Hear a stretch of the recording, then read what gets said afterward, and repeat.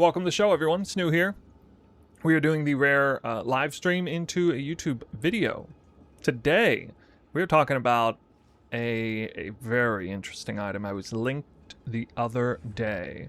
Now, I get asked, "Hey Snook, can I link you this cool item? Check this out."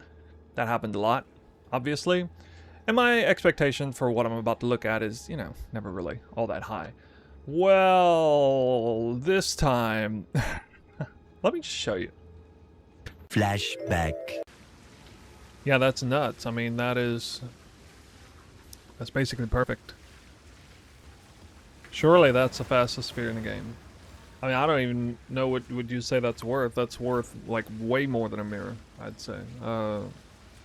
Especially this thing.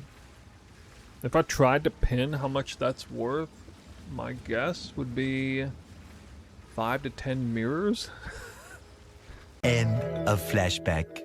Yeah, so, here it is. This is the item in question. We are looking at a true, honest-to-God trophy spear. A whirling slash spear. It's not actually the damage spear. But this one doesn't really matter any less than your damage spear, especially when you're talking about a budget like what is necessary to have something like this. 2.93, if you told me at the beginning of this league that you could have a spear with 2.93 local attacks per second, I would have said, I'll believe it when I see it. And, well, I believe it now because it's there and it's real.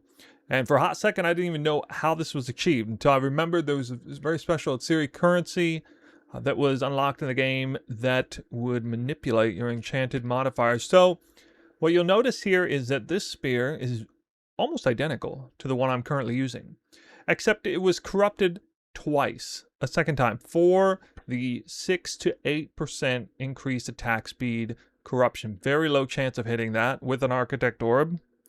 Has a chance of destroying the item, by the way, in the process. I didn't have the balls to do that. I left mine corrupted at 1 for like 2.66 attacks per second, I think. And then that's not it. It was corrupted essentially a third time with another currency that removes a random explicit modifier to double the roll range on that implicit. It actually re-rolls evidently re-rolls the implicit roll range as well, for up to a total of 16% increased attack speed on top line. That's what makes this spear so freaking bonkers. I'm surprised something like this even exists on the server. This is way, way beyond just like a mirror tier item. I have some sense of what it takes to craft a mirror tier item. This is so far and away above that. This definitely deserves to be put in a box somewhere, except what makes it interesting is it's also far removed from a meme item. This is a highly practical. The envy of anyone playing a Twister build would want to be using this right now, myself included.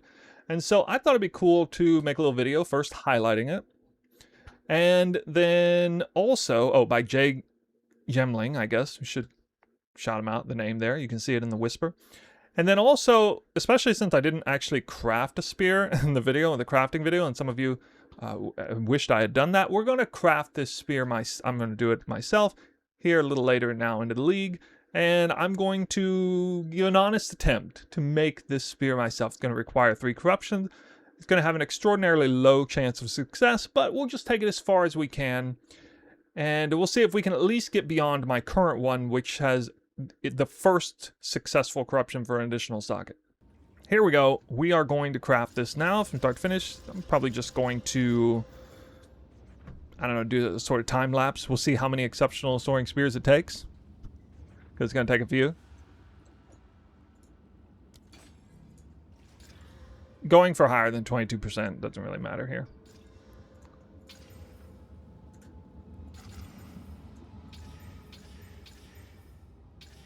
A little later. I feel like all of them except speed. Speed, there it is. Alright. Alright, first modifier has been hit. Boom, boom. Boom. This needs to be 29 to 30. 29 is good enough. And I just had to turn on a streamer client to hit that. Alright. Alright. The reason why 29% is good enough is because it hits a break point of the number necessary to crank that 28 all the way up to 36. Well, that was easy. Let's move on to step 2. Now I'm going to use graders here because I feel like, I don't know for sure, but I feel like it's probably better, or at the very least, a major time saver to hit this, because you're removing a lot of the weightings off by going graders here.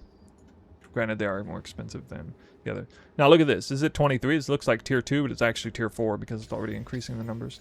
So I just keep doing this till I see like over 30% increased attack speed show up.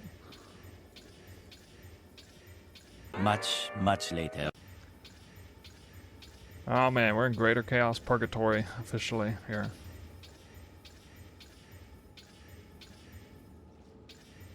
Complain and you shall receive.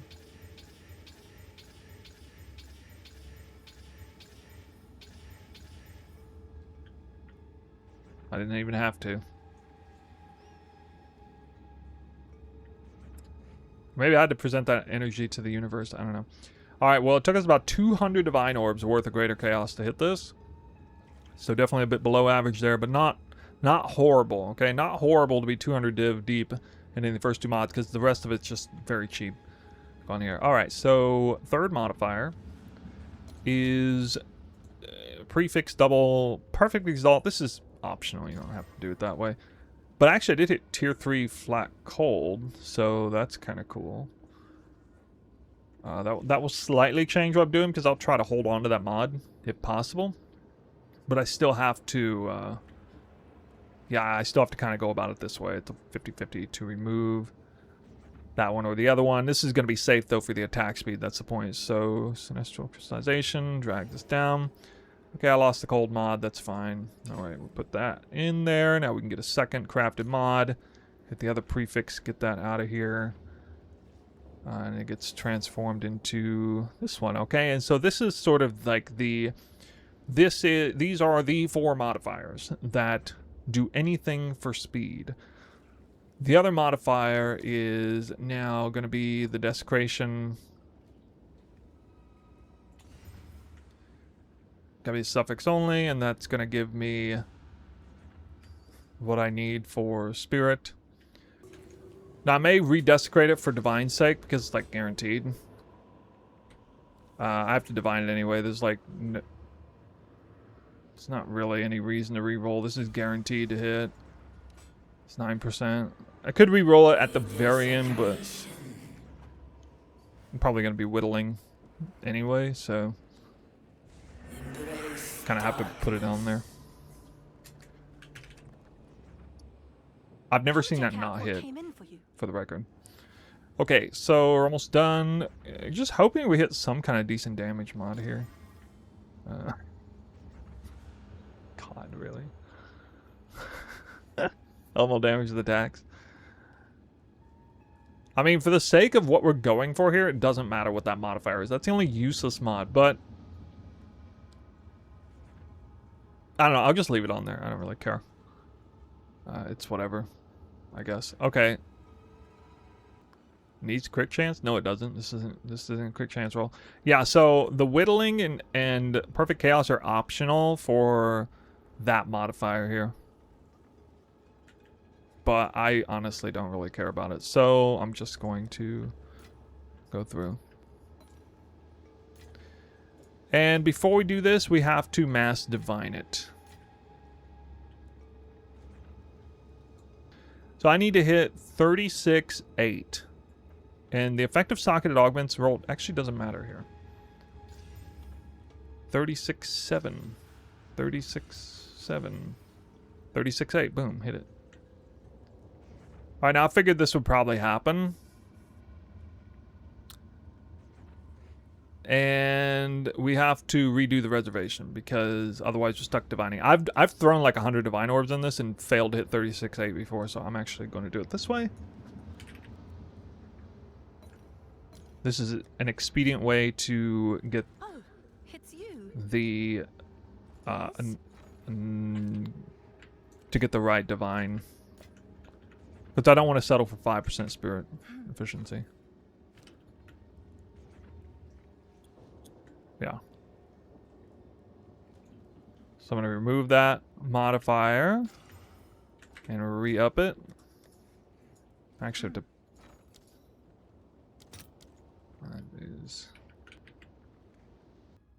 There's no breakpoint for the socketed augment. It's just going to turn your... It's going to turn your soul core from 5 to 6. I mean, you can do the math on it. 20%. There's no difference between 20% increase effective 5 versus 30% increase effective 5. Both of them round down to 6. 8. I'm going to demand 9 or 10. Okay, we'll do 9. Okay. Good enough. All right. That's good enough. I mean, that hits all the benchmarks for the numbers that we care about.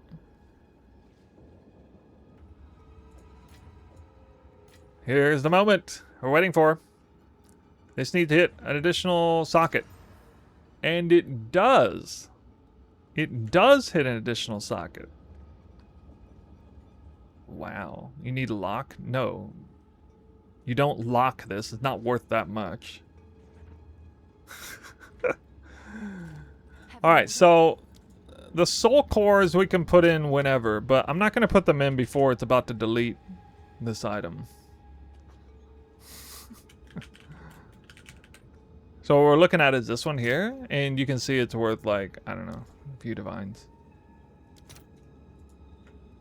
There's no point in wasting that currency before this moment. Yeah, this is my current weapon. Well, I like mine a little bit better. Because the extra reservation efficiency, I am actually... I forget where my reservation or my spirit went, but obviously 10 is better than 9, barely, but... And the flat lightning I'd rather have. But anyway... Twice corrupted. It may just poof. Or it may give me an implicit. It's gone. Oh. I want you guys to understand. Okay, so you guys have seen what, you know, up to where I did. I got to stage 2 of the corruption. It was a 1 in 4 to get the socket, okay? It had to be the socket. It was 1 in 4 to get the socket. I passed that test. The next test...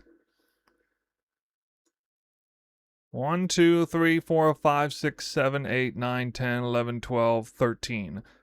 A 1 in 13 chance to hit the right